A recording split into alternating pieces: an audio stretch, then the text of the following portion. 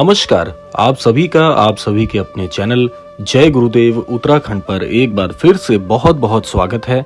कामना करते हैं कि आप और आपके परिजन सभी स्वस्थ होंगे। इसी कामना के साथ आइए प्रारंभ करते हैं आज का ये दिव्य अध्याय।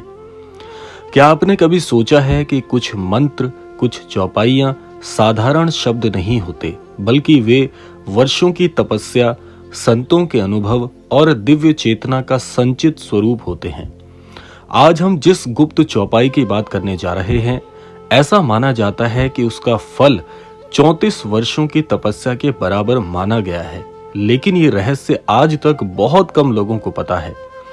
इसीलिए अगर आप तक भी आज का ये क्रमांक पहुंचा है तो इस क्रमांक को बड़े ही ध्यान से आपने सुनना है, ताकि संपूर्ण जानकारी आप तक पहुंच पाए और इस दिव्य चौपाई के पाठ से आप भी जीवन में लाभान्वित हों। तो ये क्रमांक जो है बहुत ही शक्तिशाली होने वाला है, क्योंकि इस क्रमांक के अंत में जिस चौपाई को आप सुनेंगे और जिसकी विधि को आप जानेंगे कि कैसे पाठ किया जाएगा, तो आप जीवन में एक ऐसा रहस्य जान पाएंगे जिससे आप अपने पूरे जीवन को ठीक कर सकते हैं, अपने जीवन में सर्वस्व प्राप्त कर सकते हैं, अपने जीवन में एक अद्भुत शक्ति और श्री हनुमान जी का दिव्य आशीर्वाद प्राप्त कर सकते हैं और भी बहुत कुछ। तो इसीलिए इस क्रमांक को बड़े ध्यान से सुनिएगा, ताकि संपूर्ण जानकारी आप तक पहुंच पाए। तो आइए प्रारंभ करते हैं आज का ये दिव्य अध्याय। हनुमान जी, जिन्हें बजरंग बली कहा जाता है, केवल शक्ति के प्रतीक नहीं बल्कि शब्द ब्रह्म के स्वामी भी हैं। श्री रामचरितमानस, सुंदरकांड, बजरंग बाण, हनुमान चालीसा, इन सभी में एक बात वर्णित है और समान है: ध्वनि, भावना और संकल्प का मिलन। बजरंग बाण को यदि आप केवल एक स्रोत समझते हैं तो आप उसके आधे रहस्य से भी अनजान हैं।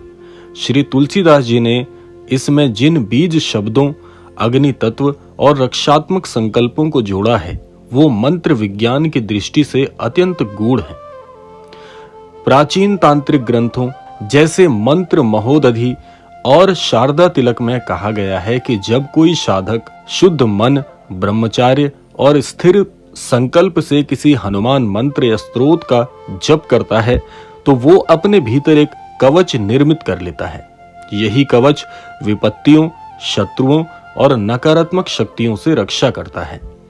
अब प्रश्न उठता है, 34 साल की तपस्या के बराबर फल कैसे? शास्त्रों में तप का अर्थ केवल जंगलों में बैठकर कठोर व्रत करना नहीं, बल्कि अपने चित्त को एक बिंदु पर स्थिर करना है। जब कोई चौपाई ऐसी हो जिसमें हनुमान का बल, राम का नाम और साधक का संकल्प एक साथ जुड़ जाता है, तो वो एक संक्षिप्त तपस्या बन जाती है। इसी सिद्धांत पर आधारित यह गुप्त चौपाई, जो बजरंग बाण की ऊर्जा से प्रेरित है, परंतु शब्दों में नई है और प्रभाव में अत्यंत गूढ़ है। पर रुकिए, इससे पहले कि हम उस चौपाई को प्रकट करें, आपको एक चेतावनी भी समझनी होगी। हनुमान तत्व अग्नि की तरह है। यदि भावना शुद्ध हो तो वो रक्षक है, और यदि अहंकार से भरा हो तो वही अग्नि भस्म कर सकती है। इसीलिए प्राचीन गुरुओं ने कहा है, मंत्र से पहले मन को शुद्ध करो। अब आइए उस रहस्य की ओर बढ़ते हैं जिसे आज तक केवल कुछ साधकों ने ही अनुभव किया है। जिस चौपाई को आप सुनने वाले हैं, उस चौपाई की शक्ति जानकर आप दंग रह जाएंगे। इस चौपाई की शक्ति इतनी अद्भुत है कि जीवन में चाहे कैसी ही स्थिति परिस्थितियां चल रही हों, चाहे जीवन में दुखों का सैलाब आया हो, चाहे जीवन में उथल पुथल मची हो, जब जीवन में ये समझ ना आ रहा हो कि किस ओर बढ़े, कौन सा मार्ग मेरे लिए अच्छा होगा, कौन सा मार्ग मेरे लिए बुरा है, जब ऐसी किंग कर्तव्य विमूढ़ स्थिति आ जाती है, तो उस समय हृदय को चाहिए कि एक ऐसा तेज आपको प्राप्त हो, कोई ऐसा आशीर्वाद मिल जाए जिससे आप अपने जीवन के सही मार्ग पर प्रशस्त हो पाएं। तो इस चौपाई से पहले आपको जान लेना जरूरी होगा कि इस चौपाई को किस विधि से करना बहुत अच्छा रहता है। मंत्र शास्त्र के अनुसार जब कोई साधक इस चौपाई को नियत समय, नियत आसन और शुद्ध भावना से केवल 3 बार भी पढ़ लेता है, तो उसका मन एकाग्रता की अवस्था में प्रवेश करता है। यही अवस्था वर्षों की तपस्या का सार है। इसीलिए संत जन कहते हैं, कभी कभी एक सही मंत्र, एक सही विधि, सही भावना से सैकड़ों वर्षों की भटकन को समाप्त कर देती है। तो आखिर वो रहस्य क्या है जो 34 साल की तपस्या के बराबर माना गया है? वो रहस्य है मन का पूर्ण समर्पण। चौपाई केवल एक माध्यम है, असली शक्ति तब जागती है जब आप उसे पढ़ते समय अपने भीतर के भय, क्रोध और शंका को हनुमान जी के चरणों में रख देते हैं। जिस दिन कोई व्यक्ति पूरी श्रद्धा से कह देता है कि हे बजरंगबली, अब मैं अपना बोझ आपको समर्पित करता हूं, उस दिन उसकी साधना शुरू हो जाती है और वही साधना 34 वर्षों की तपस्या का फल दे देती है। अब अगर आपने यहां तक ये क्रमांक सुना है तो आप बड़े ही भाग्यशाली बनने वाले हैं, क्योंकि अब आ गए हैं इस क्रमांक के हम सबसे महत्वपूर्ण मोड़ पर, जहां पर इस चौपाई को उजागर करना बहुत ही स्वाभाविक हो जाता है। तो आप पहले चौपाई सुन लीजिए, फिर इसका अर्थ आपको बताएंगे और फिर एक छोटी सी विधि आपको बताएंगे कि इस चौपाई को कब करना चाहिए, किस विधान से करना चाहिए। और ये विधान अगर आप समझ जाते हैं तो समझ जाइए कि इस चौपाई के लिए लाभ अर्जित करना आपके लिए सरल हो जाएगा। आइए अब सुन लेते हैं वो चौपाई क्या है। चौपाई है, जय कपि संकट हरन, तेज तुम्हारो नाथ, मन के तम को जला दें, कर दें उजियारा साथ, राम नाम की अग्नि लिए हृदय में करो वास, दुष्ट विचारों का करो पल में ही संन्यास, बजरंग शक्ति जागृत हो, हर पीड़ा का हो नाश। ये चौपाई इतनी अद्भुत है कि इस चौपाई का सार यदि आप समझ जाते हैं तो इस चौपाई की शक्ति भी आपके लिए मन में जागृत हो जाएगी।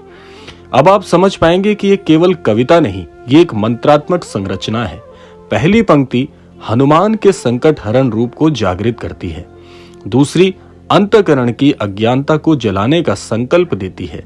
तीसरी राम नाम को बीज मंत्र की तरह हृदय में स्थापित करती है, रोपित करती है।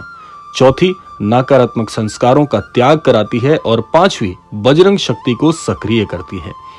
मंत्र शास्त्र के अनुसार जब भी कोई साधक इस चौपाई का नियत समय, नियत आसन और शुद्ध भावना से केवल 3 बार भी पाठ कर लेता है तो उसका हृदय पूरी तरह से एकाग्र होकर इस चौपाई के प्रति अपनी समर्पितता को और अपनी अज्ञानता को छोड़कर ज्ञान की ओर अग्रसर होता है।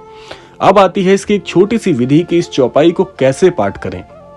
सबसे अच्छा होगा अगर आप इस चौपाई को सुबह ब्रह्म मुहूर्त में उठकर नित्य कर्मों से निवृत्त होने के बाद हनुमान जी के सामने बैठकर अगर 3 पाठ कर लेते हैं। रोजाना का एक नियम बना लीजिए, ये चौपाई यदि रोजाना पढ़ें तो आपको अपने हृदय में इतना तेज स्वयं अनुभव होगा कि जो आपने आज से पहले कभी नहीं किया होगा।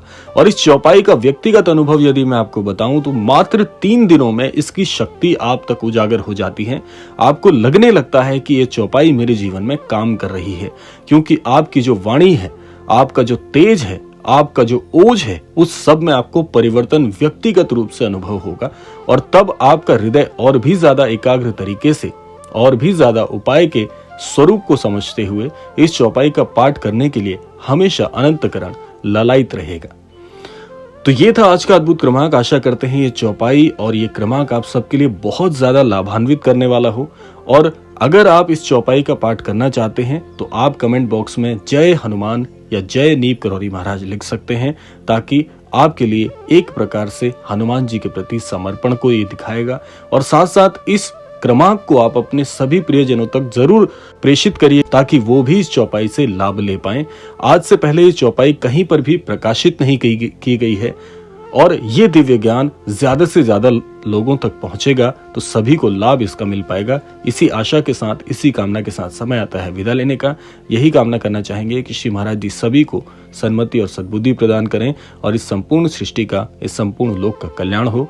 इसी कामना के साथ विदा लेते हैं, मिलते हैं अगले क्रमांक में। तब तक के लिए जय श्री राम, जय गुरुदेव, जय उत्तराखंड।